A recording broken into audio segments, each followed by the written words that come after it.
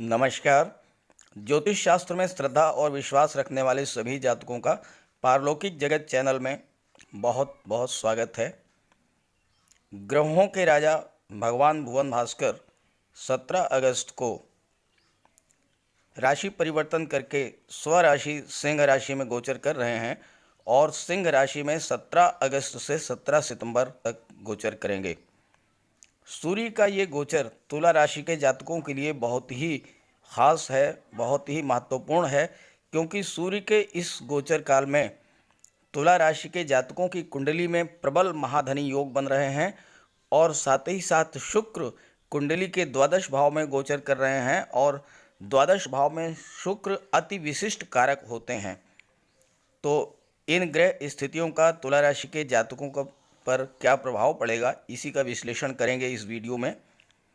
ये विश्लेषण आपकी चंद्र राशि के आधार पर किया जा रहा है और केवल सूर्य के राशि परिवर्तन से संबंधित है। अगर आप जानना चाहते हैं कि तुला राशि के जातकों के लिए अगस्त का महीना कैसा रहेगा, संपूर्ण विश्लेषण जानना चाह रहे हैं, तो उसका लिंक मैंने डिस्क्रिप्शन बॉक्स में दे दिया है, आप वहां से देख सकते हैं। चलिए वीडियो शुरू करते हैं। तो ये है तुला राशि के जातकों की कुंडली। सूर्य के इस गोचर काल में इतनी शानदार स्थितियां तुला राशि के जातकों की कुंडली में देखने को मिल रही हैं, शायद उतनी बेहतर स्थितियां पहले कभी नहीं बनी होंगी। कुंडली के लाभ भाव में, जहां से आपकी इनकम, आपके गेन, आपके लाभ का विचार किया जाता है, उसमें 17 अगस्त को सूर्य गोचर करेंगे। बुध 9 अगस्त को लाभ भाव में गोचर कर चुके हैं और मंगल पूरे महीने लाभ भाव में ही गोचर करेंगे। शुक्र द्वादश भाव में गोचर कर रहे हैं और देवगुरु बृहस्पति कुंडली के पंचम भाव में गोचर कर रहे हैं। सूर्य के इस गोचर का प्रभाव समझने के लिए पहले हमें सूर्य को समझना पड़ेगा। जब तक हम सूर्य को नहीं समझेंगे तब तक सूर्य के प्रभाव को नहीं समझ पाएंगे। ज्योतिष शास्त्र में सूर्य तेज, प्रताप, ऊर्जा और ऊष्मा के कारक हैं। सूर्य आत्मा के कारक हैं, सूर्य पिता के कारक हैं, सूर्य मान सम्मान पद प्रतिष्ठा के कारक हैं, सूर्य शासन प्रशासन सरकारी नौकरी के कारक हैं। सूर्य अगर बलवान हो तो जातक को जीवन में सफलता, सम्मान और यश प्राप्त होता है। जातक ओजस्वी और प्रतापी होता है। खगोलीय दृष्टि से सूर्य सौरमंडल में केंद्र में स्थित है और सूर्य के कारण ही पृथ्वी पर जीवन है। सूर्य ऊर्जा के स्रोत हैं। सूर्य के कारण ही हमारे अंदर ऊर्जा का प्रवाह होता है। सूर्य बली हो तो जातक जीवन में सभी लक्ष्यों को प्राप्त कर लेता है। ज्योतिष में सूर्य को राजा, मंगल को सेनापति और बुध को राजकुमार एवं देवगुरु को महामंत्री माना जाता है। सूर्य के कारण प्रतिभा और नेतृत्व के गुण हैं और सूर्य आत्मविश्वास में वृद्धि करते हैं और ऐसे सूर्य स्वराशि के हैं और स्वराशि में सूर्य अत्यंत बलवान हो जाते हैं और साथ ही साथ सूर्य देवगुरु के साथ महाधनी योग का निर्माण कर रहे हैं। तो आइए इस बात को समझते हैं कि महाधनी योग क्या है और महाधनी योग के निर्माण होने से आपको जीवन में क्या लाभ होता है। महाधनी योग धन का योग है और जिस जातक की कुंडली में बनता है उसे जीवन में धन की कमी कभी नहीं होती है। जीवन में नौकरी से, व्यापार से, शासन प्रशासन से, राजनीति से, संगीत, नृत्य, लेखन, अभिनय जैसी कलाओं से, अपने शौर्य और पराक्रम से, बुद्धिबल और वाणी से, पैतृक संपत्ति से या स्व अर्जित संपदा से लगातार धन की प्राप्ति होती रहती है अगर महाधनी योग बनता है तो। अगर किसी जातक की जन्म कुंडली में महाधनी योग बन जाए तो व्यक्ति धन कुबेर होता है। जन्म से ही गोल्डन स्पून लेकर पैदा होता है, जन्म से ही उसके पास धन, वैभव, प्रॉपर्टी, मकान, वाहन सब कुछ होता है। गोचर काल में ये योग समय समय पर बनता रहता है और अल्पकाल के लिए ही बनता है, 15 दिन, 25 दिन या 1 माह के लिए, लेकिन इतने ही समय में व्यक्ति को धनवान बना देता है और सभी सुखों की, ज़मीन, जायदाद, मकान, वाहन, इन सब की प्राप्ति करा देता है। शर्त यह है कि जिन ग्रहों के बीच महाधनी योग बन रहा है, जातक की कुंडली में उन ग्रहों की दशा, महादशा या अंतर्दशा चल रही हो। अब आइए समझते हैं कि आपकी कुंडली में महाधनी योग किस तरह से बन रहे हैं। कुंडली में महाधनी योग पंचम भाव और एकादश भाव के बीच बनता है। एकादश भाव और पंचम भाव में स्थित जो ग्रह हैं उनके बीच अगर संबंध स्थापित हो तो उस स्थिति में महाधनी योग बनता है। साथ ही साथ महाधनी योग एकादश भाव, लाभ भाव और द्वितीय भाव, धन भाव के बीच भी बनता है। महाधनी योग एकादश भाव और भाग्य भाव के बीच भी बनता है। पहला जो महाधनी योग बन रहा है वो देवगुरु और बुध के बीच बन रहा है। देवगुरु पंचम भाव में गोचर कर रहे हैं और बुध एकादश भाव में गोचर कर रहे हैं और देवगुरु और बुध के बीच में सीधा दृष्टि संबंध बन रहा है। देवगुरु की दृष्टि बुध पर पड़ रही है और बुध की दृष्टि देवगुरु पर पड़ रही है और इस तरह से ये महाधनी योग का निर्माण कर रहे हैं आपकी कुंडली में।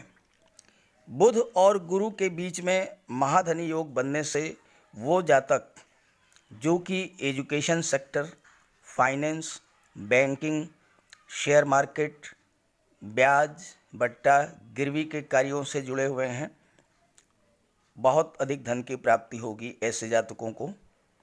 जो जातक शिक्षण संस्थान चलाते हैं, जैसे इंजीनियरिंग कॉलेज है, मेडिकल कॉलेज है, बीएड कॉलेज है या पॉलिटेक्निक कॉलेज है या किसी तरह का और कोई टेक्निकल इंस्टीट्यूट या कोचिंग इंस्टीट्यूट चलाते हैं या कॉम्पिटिटिव एग्ज़ाम्स तैयारी कराते हैं कोचिंग इंस्टीट्यूट्स के माध्यम से, उन जातकों को बहुत बड़ा लाभ होना है इस गोचर काल में। जो जातक, चूँकि बुध व्यापार व्यवसाय के कारक हैं, तो जो आईटी सेक्टर या मैनेजमेंट से जुड़े हुए हैं या डॉक्टर हैं या वकील हैं, पत्रकारिता या सोशल मीडिया से जुड़े हुए हैं या कोर्ट कचहरी के कार्यों से जुड़े हुए हैं, ऐसे जातकों को महाधनी योग के बनने से प्रबल धन लाभ होने के योग बन रहे हैं। आइए दूसरे महाधनी योग की बात करते हैं। ज्योतिष का एक सूत्र है, अगर लाभ भाव के स्वामी धन भाव में गोचर करें या धन भाव के स्वामी लाभ भाव में गोचर करें तो महाधनी योग बनता है।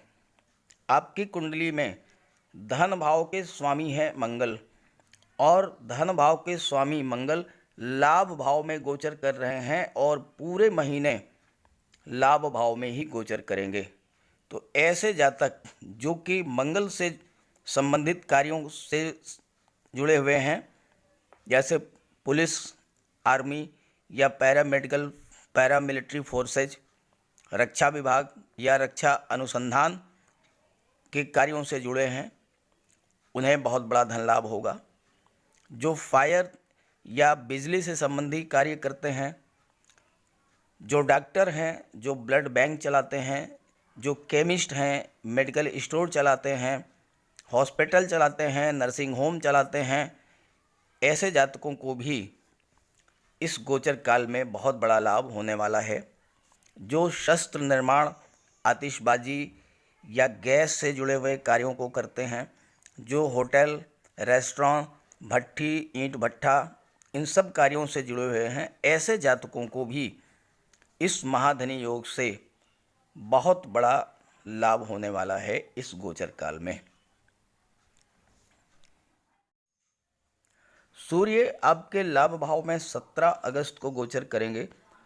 बुध 9 अगस्त को लाभ भाव में गोचर कर चुके हैं और 26 अगस्त तक लाभ भाव में गोचर करेंगे। जैसा कि मैंने बताया कि महाधनी योग अल्पकाल के लिए ही बनता है। 26 अगस्त को बुध द्वादश भाव में गोचर कर जाएंगे, तो 17 अगस्त से 26 अगस्त 9 दिन तक बुध और सूर्य मिलकर बुधादित्य योग का निर्माण करेंगे, जो कि एक राजयोग है और प्रबल धन योग है। ऐसे स्थिति में जो जातक शासन प्रशासन, सरकारी नौकरी या राजनीति से जुड़े हुए हैं, उन्हें बहुत अधिक धन प्राप्त होगा। जो न्यायपालिका कार्यपालिका में जुड़े हुए हैं या विभिन्न तरह के जो कोर्सेज चलाते हैं, कोचिंग इंस्टीट्यूट चलाते हैं या बिजनेस मैनेजमेंट कॉलेजेस चलाते हैं, उन जातकों को भी इस गोचर काल में बहुत ही बड़ा लाभ होगा। और आपके कुंडली के दशम भाव में, चतुर्थ भाव में, कुंडली के चतुर्थ भाव सुख भाव में, जहाँ से आपके जीवन में सुखों का विचार किया जाता है, धन संपत्ति, प्रॉपर्टी, भूमि, भवन, वाहन, इन सब का विचार किया जा रहा है। यहाँ पर शनि विराजमान है।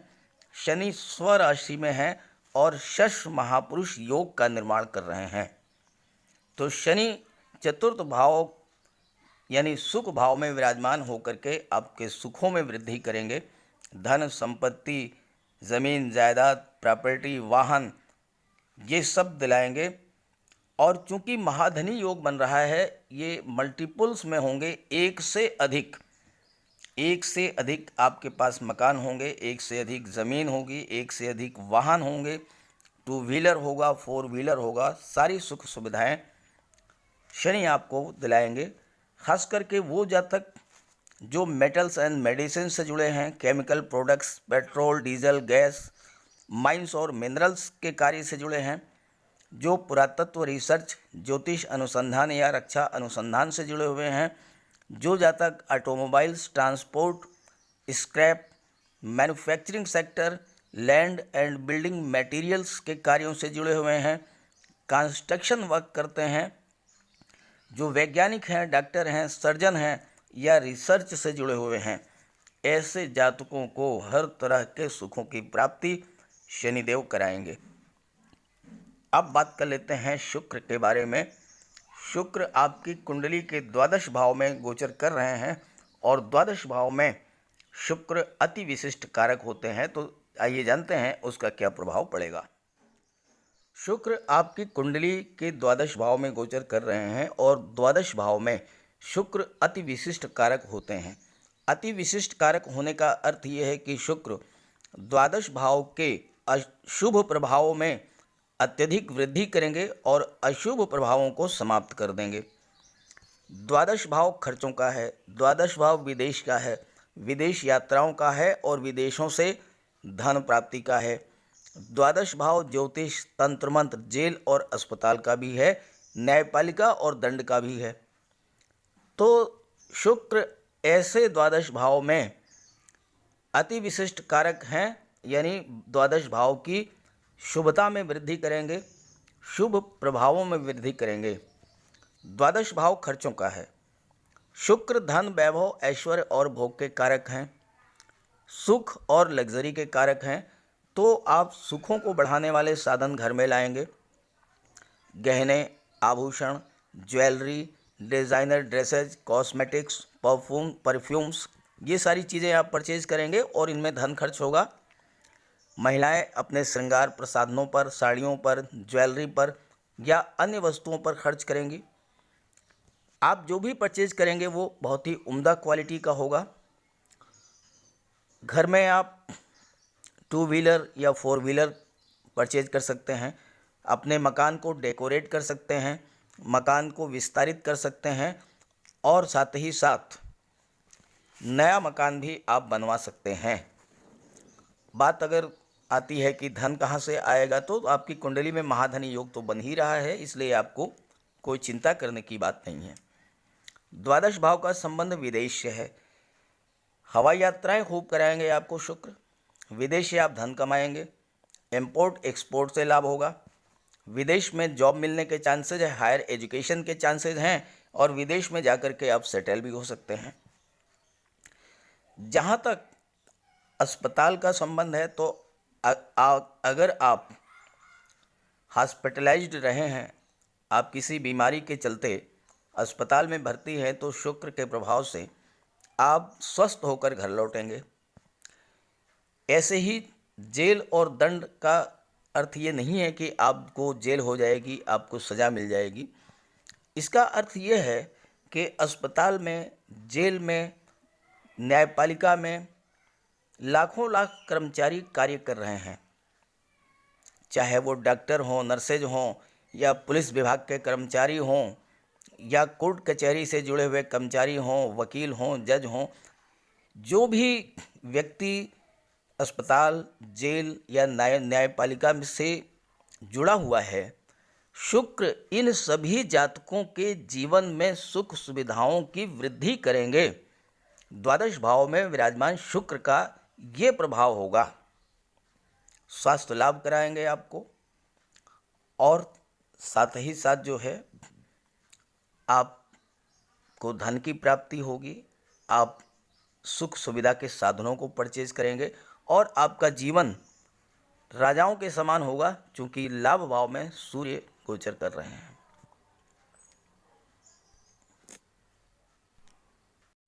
अब बात करते हैं उपायों की। अगर आपकी कुंडली में सूर्य, मंगल, बुध या शुक्र या देवगुरु कमज़ोर स्थिति में हैं, तो उसके लिए कुछ उपाय कीजिए। सूर्य के लिए आदित्य हृदय स्तोत्र का पाठ कीजिए। रविवार के दिन सूर्य को अर्घ्य अर्पित कीजिए, सूर्य की उपासना कीजिए। मंगल और शनि के लिए बजरंगबली की पूजा कीजिए। उनके मंदिर में जाकर उनके चरणों का सिंदूर अपने मस्तक पर धारण कीजिए।